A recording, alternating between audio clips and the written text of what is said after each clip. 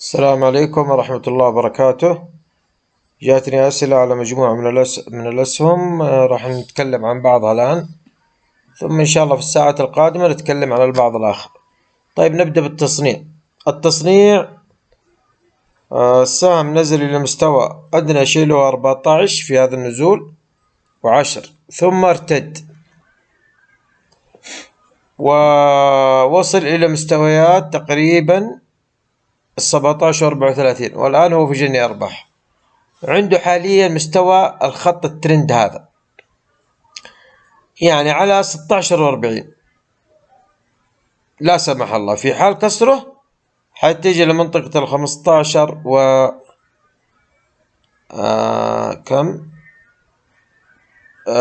15 و70 تقريبا. يعني أعتقد والله أعلم أن ممكن شراء السهم الآن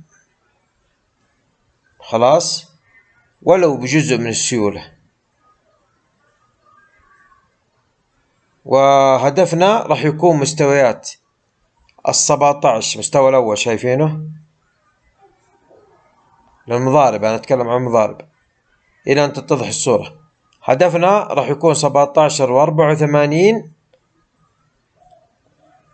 وخط الترند التالي هذا، يعني نقول من 17 إلى 18، ثم إذا اخترقنا المنطقة هذه راح تنفتح المجال إلى مستوى 19 ونص 20، وقد نصل إلى مستوى هذا الخط.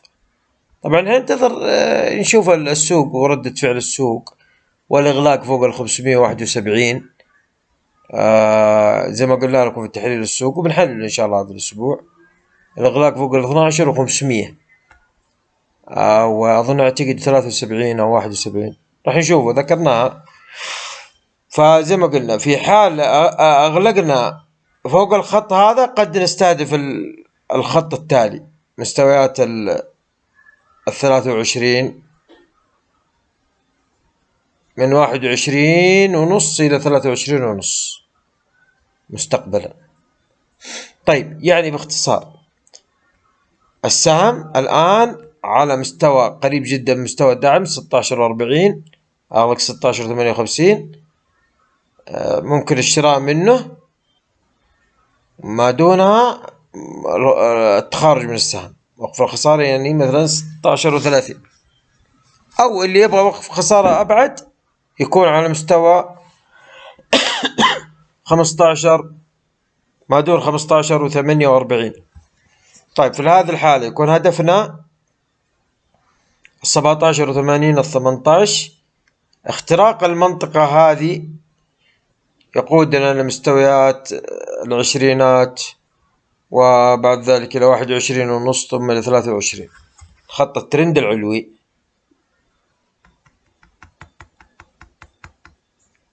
طيب النظرة بشكل عام للسهم توحي لنا بالتالي، عشان أنا صراحة لازم يعني التحليل بالموجات يعطيني صورة أبعد وأشمل. أنا أشوف أن السهم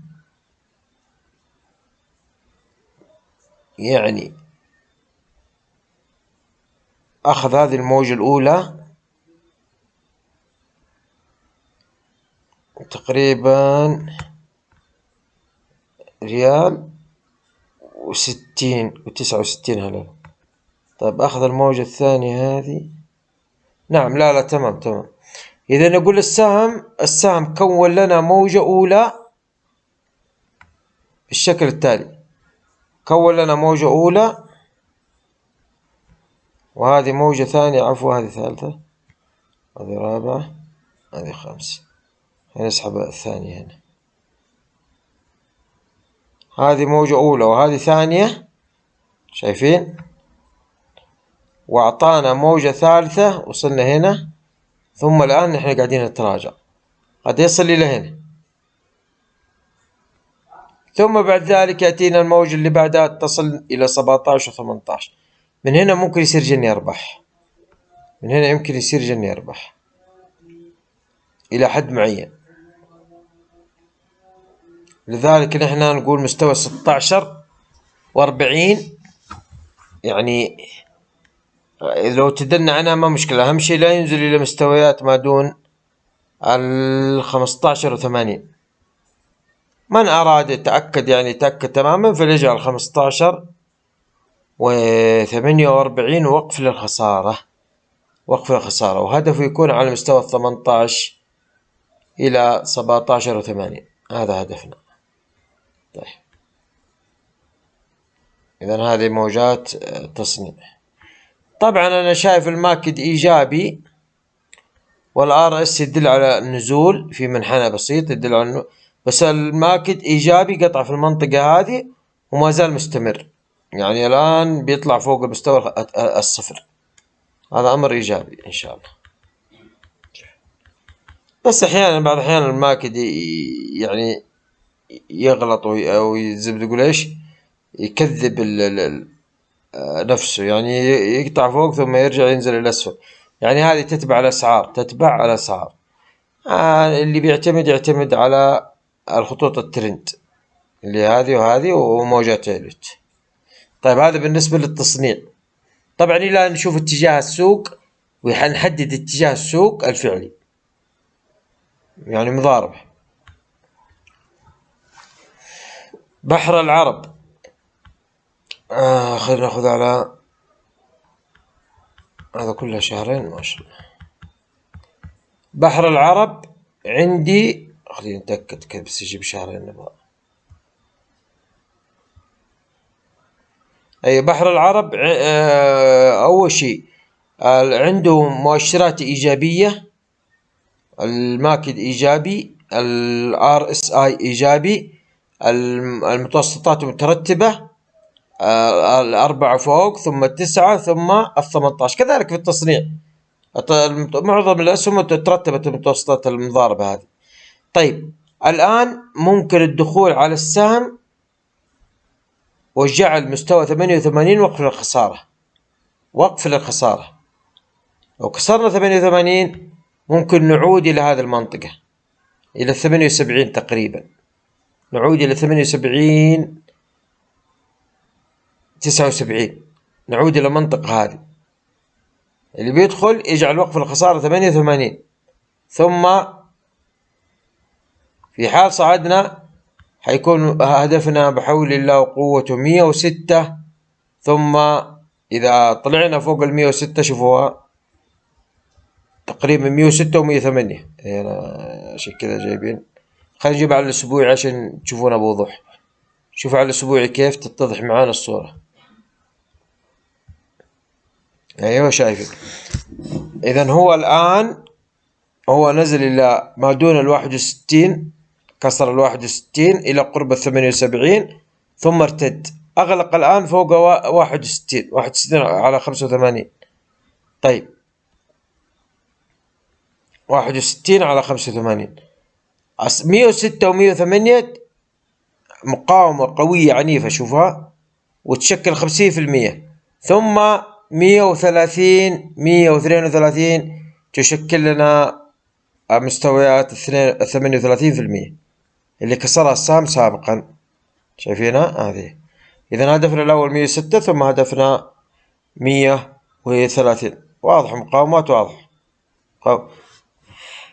لا سمح الله كسرنا خط الترند هذا، من أراد الدخول الآن بإمكانه الدخول، جعل وقف 88 وقف الخسارة، نزل ما دونه ممكن الشراء على خط الترند عند 78 و77.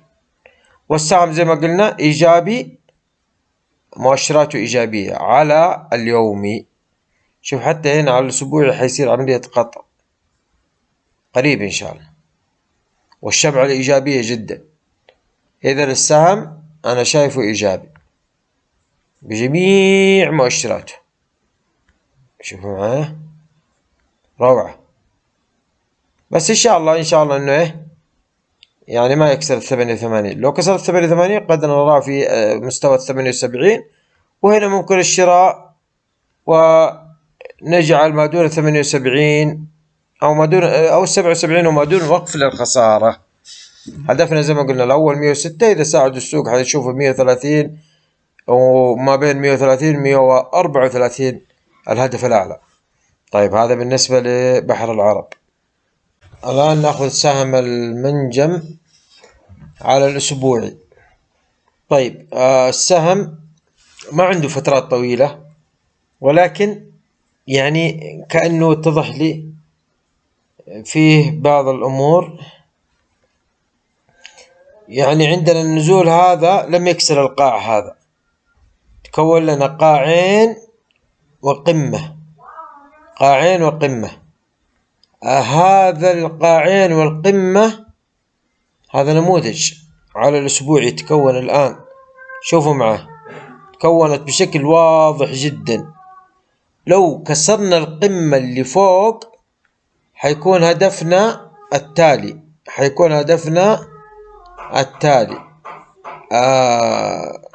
لحظة خلينا نحسبها تماما. راح يكون هدفنا إلى الأعلى من هنا. طيب لو كسرنا هذه القمة حيكون هدفنا هنا.